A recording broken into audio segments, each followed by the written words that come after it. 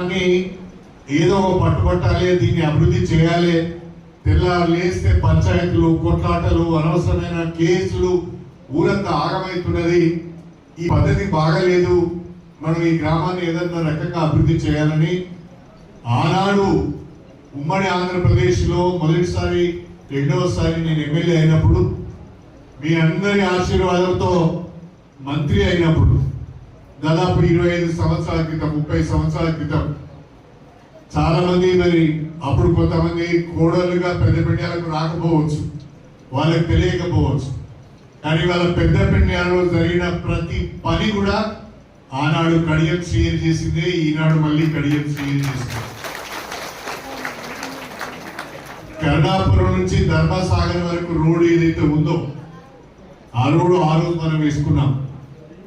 తాటికాయల నుంచి పెద్దపెండ్యాల మీదుగా రాంపూర్ కూడా రోడ్డు ఆ రోజు మనం వేసుకున్నాం.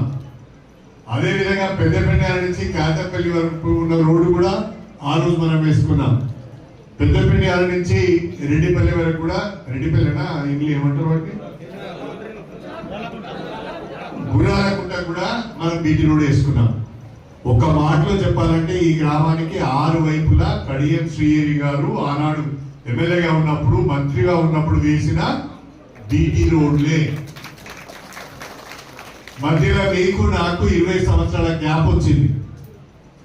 ఒక 5 సంవత్సరాలు విజయరామారావు గారు ఎమ్మెల్యేగా ఉన్నారు, ఒక 15 సంవత్సరాలు రాజయ్య గారు ఎమ్మెల్యేగా ఉన్నారు. 20 సంవత్సరాలుగా ఎమ్మెల్యేలు ఉన్న పెద్ద మనుషులు ఏం ఉరగబెట్టారో మీకు ఎరక. కానీ ఇవాళ మీ అందరి ఆశీర్వాదంతో మళ్ళీ నేను 2023లో ఎమ్మెల్యే అయిన తర్వాత ఈ ఆనాడు నేను వేసిన రోడ్లకు మళ్ళా ఇవాళ రిపేర్ చేయవలసిన పరిస్థితి వచ్చింది. రోడ్లన్నీ కూడా గుంటలు పడి సరిగా రోడ్లన్నీ కూడా మంచిగా లేవు.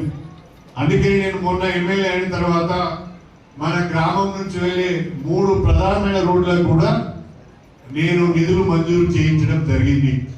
ఒకటి తాటికాయల నుంచి రాంపూర్కు వెళ్లే రోడ్డు వయా పెద్దపెండ్యాల 8 కిలోమీటర్లు 8 కోట్ల రూపాయలు మంజూరైంది.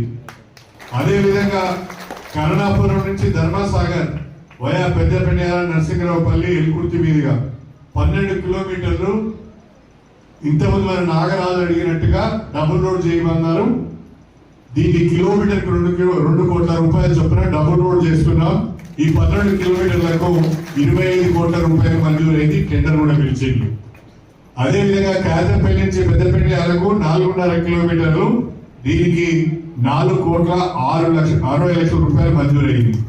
అంటే దాదాపుగా 37 కోట్ల 60 లక్షల రూపాయలు గతంలో నేను ఎమ్మెల్యేగా ఉన్నప్పుడు చేసిన రోడ్లను అభివృద్ధి చేయడానికి, డబుల్ రోడ్లుగా మార్చడానికి మళ్ళీ ఈ ప్రభుత్వంలో నేను 37 కోట్ల 60 లక్షల రూపాయలు మీ ఊరు చుట్టూ ఉన్న రోడ్లను కూడా మంజూరు చేయించడం జరిగింది అని చెప్పి నేను ఈ సందర్భంగా తెలియజేసుకుంటున్నాను. అదేవిధంగా నేను ఎమ్మెల్యే కావడమే కాకుండా మీరు నాగరాజును సర్పంచ్గా ఎన్నుకొని చాలా మంచి పని చేశారు, చాలా తెలివైన పని చేశారని చెప్పి నేను ఈ సందర్భంగా తెలియజేసుకుంటున్నాను. ఎందుకంటే నాగరాజు గారు వచ్చినప్పుడల్లా మా గ్రామానికి ఇది కావాలి, మా గ్రామానికి ఇది కావాలి, మా గ్రామానికి నీళ్లు కావాలి, మా గ్రామంలో ఇంకా సీసీ రోడ్లు కావాలంటే అప్పుడప్పుడు నేను కోపం చేస్తుంటాను. అరే నీకేం పర్లేదా, ఎంతసేపు నువ్వే, నీ ఒక గ్రామమేనా, నువ్వేనా, మరి మిగతా గ్రామాల పరిస్థితి ఏంటంటే కూడా నేను కోపంగా ఉన్నా. నాతో ఒక మాట పడైనా ఆయన అనుకున్నది సాధించే విధంగా, ఆయన అనుకున్నది తెచ్చుకునేంత వరకు కూడా నా ఇంట పడతనే ఉంటాడు. అది నాగరాజు గారిలో ఉన్న గొప్పతనం అని చెప్పి నేను మీ అందరికీ సవినయంగా తెలియజేస్తాను. ఇవాళ నేను ఎమ్మెల్సీ ఉన్నప్పుడే అనుకున్నాను, ఈ పెద్దపెండ్యాల గ్రామంలో ఏదైనా ఒక పని చేయాలి. ఈ గ్రామానికి అసలు ఎందుకో ఇంత పెద్ద గ్రామానికి ఒక అందం అనిపిస్తలేదు, ఒక గ్రామం అభివృద్ధి చెందినట్టుగా కనిపిస్తలేదు, ఈ గ్రామం అంత అందంగా కనిపిస్తలేదు. కారణం ఏందని ఆలోచించినప్పుడు ఈ గ్రామం మధ్య నుండి వెళ్ళే ఈ రోడ్డుని కనుక మనం డబుల్ రోడ్ చేసి సైడ్ రైళ్లు పెడితే రోడ్డు వెడల్పు అయితే ఊరికి అందం వస్తుందని ఆలోచించి ఇవాళ దాదాపు మన నియోజకవర్గంలో ఏ గ్రామంలో లేని విధంగా కుడా నుండి 3 కోట్ల రూపాయలు మంజూరు చేయించి బ్రహ్మాండమైన రోడ్డు ఈ రోజు మనం పెద్దపేటలో వేసుకోవడం జరిగింది. పెద్దపేటలో రోడ్డు వేసుకోవడంతో పాటుగా